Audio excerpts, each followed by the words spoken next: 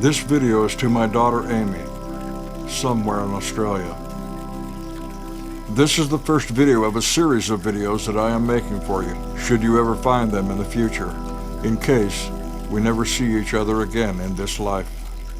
These videos recount what happened to your daddy, whom you loved so much, after I kissed you goodnight for the last time on 30 June 2010, after McDonald's, when you were just 10 years old.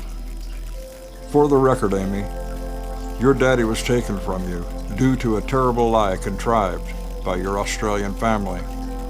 I was put in prison because of that lie, and the reason for that lie was to keep you and me apart, to make sure you didn't have a daddy in your life, nor ever see America, your daddy's home, as we had planned to do. And I was kept in that prison for the number of years until you turned 18, when you were no longer a child, when you had most likely forgotten about me and moved on with your life. For me, time has stopped. For me, it will always be 30 June 2010, until I should hold you again. In this video, I want to tell you about the day I almost died from a broken heart, and of a song that I have feared hearing now for these many years, until only a few days ago. Do you remember how much we loved to sing? Our home was commonly filled with music and playing guitar. I so loved singing with you, hearing your voice. Do you remember singing at the family reunion in Grass Valley? That was October 11, 2009. Shortly before your mom and I divorced. The song we sang together that night was Second Chance by the group Shinedown. Do you remember, Amy? I was so proud of you, and fortunately, it was on video. But that was the last time we ever sang together. Being put in prison was devastating. I know why your mother had done it. To take you for herself after the divorce. But my every thought in prison was of you, and fighting to have you back in my life and set the world right. And fight I did. They sentenced me to prison on October 13, 2011, your mother's witch day, as she used to call it. Funny that. It was so terrible. I can't even find the words to describe how terrible it was being taken from you in such a manner. And God, I missed you. On the morning of 27 July 2012, after they had unlocked our cells, I went for my usual walk-in circles in the yard. I always came to a spot where I could see the hills beyond the razor wire fence. And as I would do each time, I whispered to the wind, "Where are you, Amy? Daddy is here. I love you so much, and I will find you." That morning, someone had a radio on in another block, and at that moment, as I finished my whisper to the wind, the song Second Chance came on. I was immediately overwhelmed with the memories of you, of us singing together at the farm, which was not too far away from the prison that held me. Emotions filled me, and I was certain I would break down crying. So I made my way back to my cell. Now your father is not a religious man, but a good man nonetheless, and I believe wholly in God. I've seen miracles throughout my life, and what occurred on that day, 27 July 2012, after hearing the song Second Chance, became what I believe to be just one more miracle from God. After returning to my cell, I had only gotten as far as the doorway when everything went black. When I regained some consciousness, I was on the cold floor. I could recognize blurry faces of the guards and hear them calling my name. I was taken out and eventually transported to Royal Perth Hospital. The fact is, my heart could take no more. I had suffered a heart attack. But here be the miracles, daughter. My cellmate just happened to be off work that day, and he's never off work on a weekday. When he saw me fall to the ground, he quickly hit the emergency button, a button that is attached to the wall of every cell in the prison. And as I said, my cellmate was never off on a weekday, but he was that day. And the 2 guards who attended me just happened to be in my unit and among the most skilled in medical first aid. And there just happened to be an ambulance at the prison. They didn't need to call one. Throughout the trip to the hospital, I was fading in and out. And once to the emergency, as they were rushing me in, I heard a doctor say to the paramedics, "Good time you made." And I heard a paramedic reply, "All the lights were strangely green, all the way down." Later, while recuperating, the doctor told me how lucky I was to be alive. If I had arrived just 10 minutes later, I wouldn't have made it. Your daddy would have died, Amy. But something more happened that day. When I was lying on the operating table, fading in and out, I remember thinking to myself, I'm going to die. I'm never going to see my little girl again. My little girl who had appeared in my dreams for 7 years before she was born. And I was so terribly sad. I felt myself slipping away, when suddenly I felt a strange rushing sensation, and suddenly I was hovering over the beach at Hillary's resort. The beach where we always used to go back in better times. And below me, I saw you kneeling in the damp sand, and you had written a message in that sand. It said, "Daddy, never give up." Then a shadow of a raven passed by and cawed, and then I felt that rush again, and opened my eyes to see the nurse and the doctor working on me. And I was suddenly filled with a rage that I had never felt in my life. A rage for what had been done to you and me. A rage at putting me in prison and 10,000 miles away from my home and family, just so they could keep you to themselves. I could see everything clear around me, and I heard the nurse say to the doctor, "He's stabilizing." And then I heard the doctor ask, "Are you with us, mate?"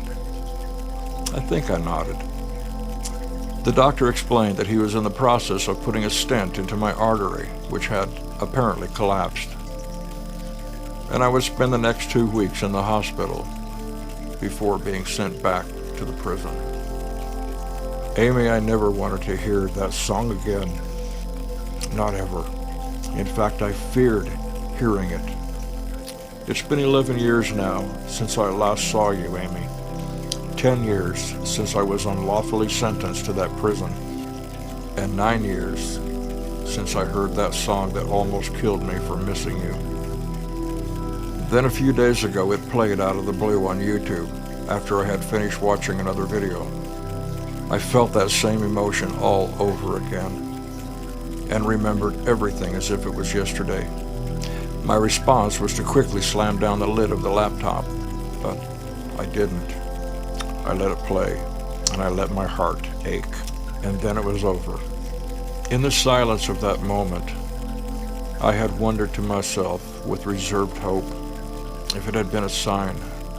Was I being told after all these years that there might be an opportunity for a second chance to have you back in my life? And I thought of the irony, if not a curse, as I was locked away from all I loved out of a pure and selfish act. So too was Australia imprisoned and all alone as I was. Is there coming a second chance? A second chance for you and I to be together, for me to have my little girl back, however grown up you are now. Is there coming a second chance for Australia, perhaps for the world? I have no fear of that song now. It still hurts to listen to it, to watch the video of you and me playing. But it was meant to hurt. It was meant to bring me to my knees, but with a promise of hope. I think it by no coincidence that we chose that song so long ago to sing at the Grass Valley reunion. I don't believe in coincidence. But I've gone even beyond just listening to it, Amy. I've compiled all the memories that I have left into a video for you. And I hope as you listen to it, you'll remember how much we loved each other. And never give up. Remember, daughter. Remember.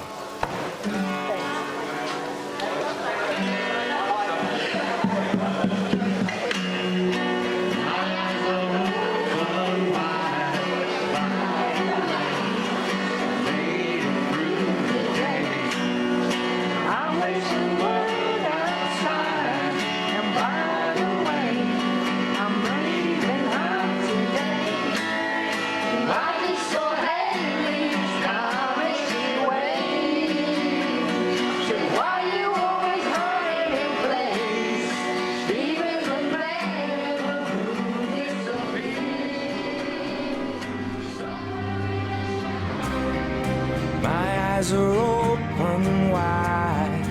By the way, I made it through the day. I watched the world outside. By the way, I'm leaving out today. I just saw Haley's comments your way. Said, why you always running in place? Even the man in the moon disappeared. Somewhere in the stratosphere.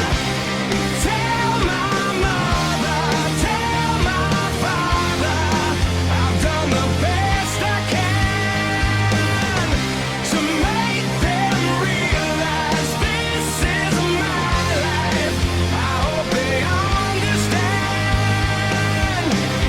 I'm not angry, I'm just saying, sometimes goodbye is a second chance. Please don't cry one tear for me. I'm not afraid of what I have to say. This is my one and only voice, so listen close. It's only for today. I just saw Haley's comments your way. Said, why you always running in place? Even the man in the moon disappeared. Somewhere in the stratosphere. Tell my mother, tell my father, I've done the best I can to make them realize this is my life. I hope they understand.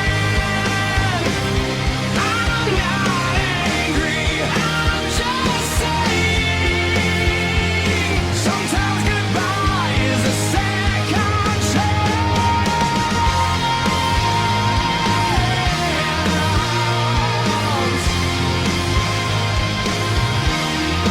Here is my chance.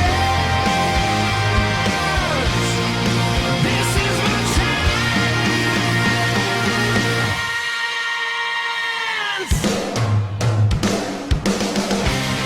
Tell my mother, tell my father, I've done the best I can to make them realize this is my life.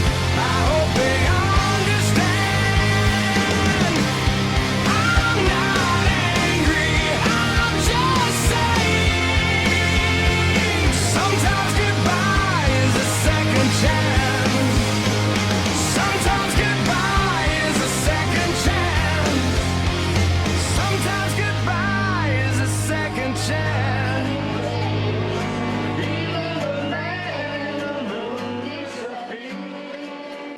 There are some who don't believe you can die from a broken heart. So be it. But they are those who have never loved and lost that love in a blink of an eye. I was like them once. Now I know better. But what good is learning without an opportunity to apply that lesson? Without an opportunity for a second chance? Find me, Amy. Daddy is still here. You have a daddy. Find me. I love you so much.